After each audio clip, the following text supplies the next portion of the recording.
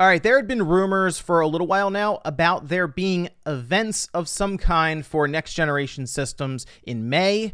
It is April 30th today, and we now know that next week, next generation will technically start, as in we'll have gameplay for next generation games starting next week, and it's going to be from Microsoft's side. So far anyway, Microsoft has really been leading the way with this next generation talk. Sony's shown us the controller, the logo, some keynote stuff. It's been kind of odd, the massively different approaches to marketing these systems so far. However, I think Sony's going to have their own event in a couple of weeks, we'll say. I think they will show up relatively soon, but Microsoft seems to be the one going first here with gameplay. Now, they put this out on Twitter that says premiering on Inside Xbox May 7th, 11 a.m. Eastern, 8 a.m. Pacific time. I will be live streaming this on the main channel, so get ready for that. I think it's going to be a lot of fun, and I kind of want to talk about what I would expect to be there, and then I'm going to go off and do some wild, crazy predictions just for fun, okay? So if you enjoy the video, make sure you guys like it. Make sure you're subscribed here for a lot of next generation talk and just random stuff that comes up that won't necessarily fit into a news wave on the main channel. So let's talk about what Microsoft's going to be doing here, because it turns out that this will not really be a focus at all on their own first-party studios. Now, Aaron Greenberg came out and mentioned this, said, hey, it's going to be mostly a look at our partners and kind of put a spotlight on them. And then later on, we'll have most likely a presentation for just our first-party games. So, unfortunately for me, because trust me, I wanted to see Halo Infinite, I wanted to see it running, I wanted to see gameplay, and I wanted to have some sort of assurance that it was going to make the holiday launch coming up November-ish, right? Somewhere in there, because they keep talking about how Halo should be on track for that. So me being a big Halo fan, yes, I would like to get the Series X and then right alongside of it, get Halo Infinite. That's a game that even if it hits Game Pass, I'm still just going to buy it because I really like Halo. So I'm looking at this as there are two presentations that are pretty much one E3. So like they've taken their E3 presentation, which has had a ton of games, right? Like the past few E3s from Microsoft, it was like game after game after game after game, right? They showed so many games in these presentations. So what I think they've done here is there's technically no E3 really, right? We're gonna have some digital presentation kind of set up by IGN, and some other places are doing things as well. But for the most part, E3 is weird this year in that there is no obvious E3. So what I'm seeing Microsoft doing here anyway is that they are splitting up their E3 showcase. So we're going to have a third-party show, and then we're going to have a first-party show. So what I would expect to see at the third-party show are games that Microsoft has marketing rights for, such as Assassin's Creed Valhalla, who's already said that there will be gameplay for the new Assassin's Creed next week, and I am very excited to see that because they showed the cinematic trailer today, and I know it's cinematic, you know, so they're just mostly setting up the story and the setting and the idea of it. But the fact that a week later we'll have full gameplay, which should be running on a Series X. I know we always talk about them running things on PCs, but seriously, right now, I think it would go a long way if they said everything you see in this presentation, this Inside Xbox, like maybe at the beginning or something, is running on an Xbox Series X, right? That would be the best way to go about this, I think. But Assassin's Creed Valhalla will be very interesting to see on the newer platform with an SSD, and we'll probably see ray tracing get pointed out and high frame rate, high resolution.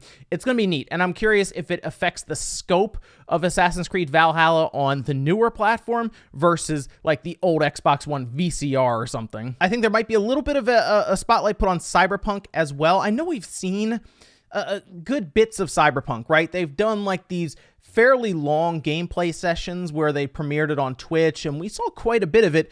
But if, again, they come out, they show some gameplay that is specifically running on an Xbox Series X, once again, that would go a long way, and Microsoft clearly has quite a bit of marketing with them. They're doing a full Xbox One X system coming out in June. They have a controller that's come out. Yes, I do think Microsoft will probably be pushing Cyberpunk at this event as well because they also have a lot invested in it. And I mean, to be honest, after we hear that it's mostly third parties, it's really like once you get past the obvious ones that they have marketing, It's anyone's guess. I do think, at least I kind of do, I think we could see the reveal for Elden Ring here. We've heard that it's kind of targeting next-gen platforms, and of course it was unveiled during Microsoft's event at E3 last year, and it was this really cool thing, of course, with George R.R. Martin coming in and working with FromSoft and Bandai. That was really cool to see all of that happen, but we haven't really seen much about it. So this would be a good event, I think, to show Elden Ring gameplay straight up on an Xbox Series X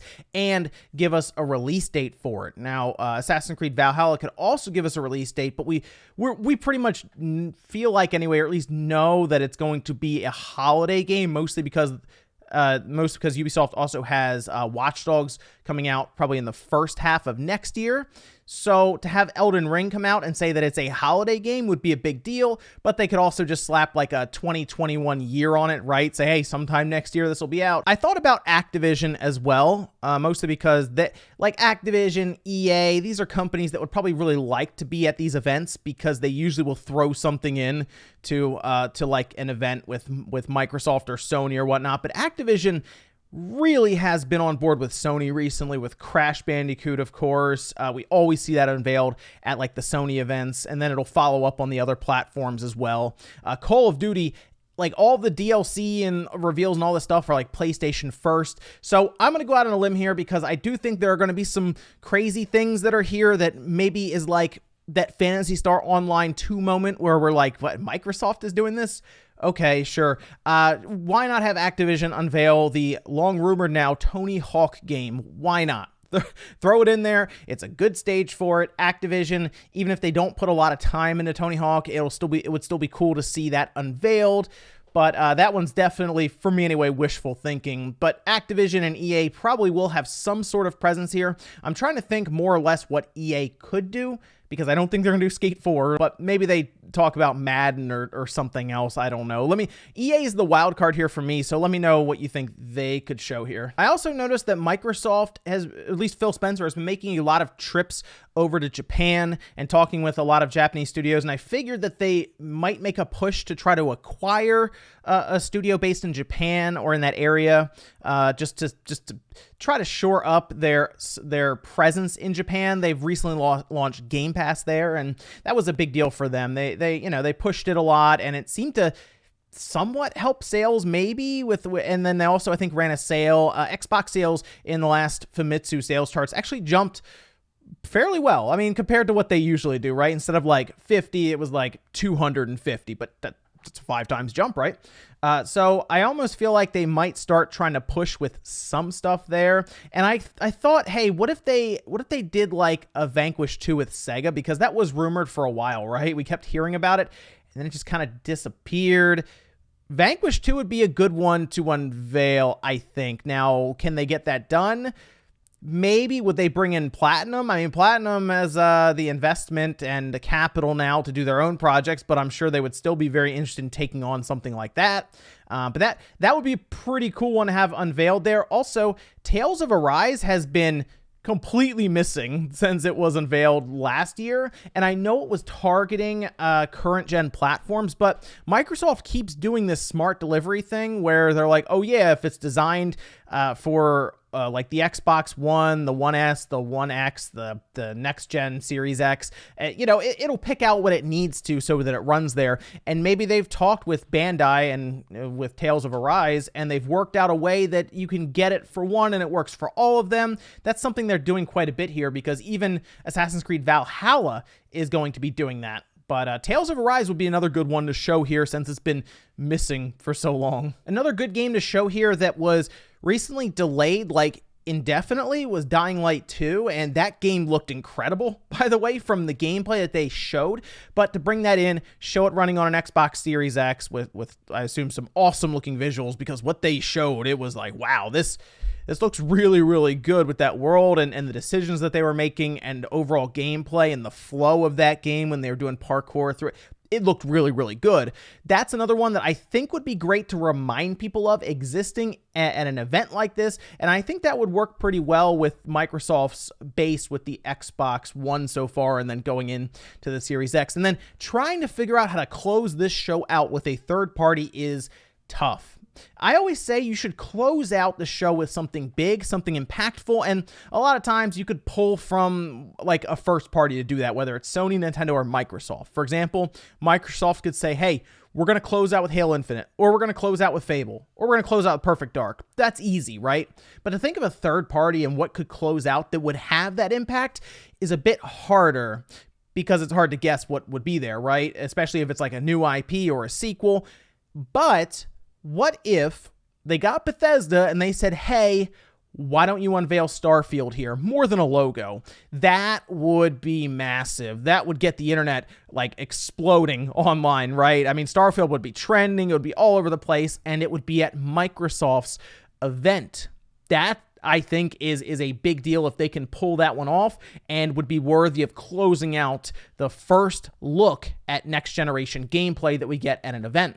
But let me know what you guys think about this event down below, if you're looking forward to it and what you want to see there outside of Microsoft's first parties, because it looks like we're gonna have to wait another month or two, possibly into July, to see anything about like what their main studios are doing, like Playground, for example, or The Initiative, or even see gameplay of Halo Infinite. Thanks, guys, for watching. Make sure you like the video if you enjoyed it, dislike it if not. I'll see you next time.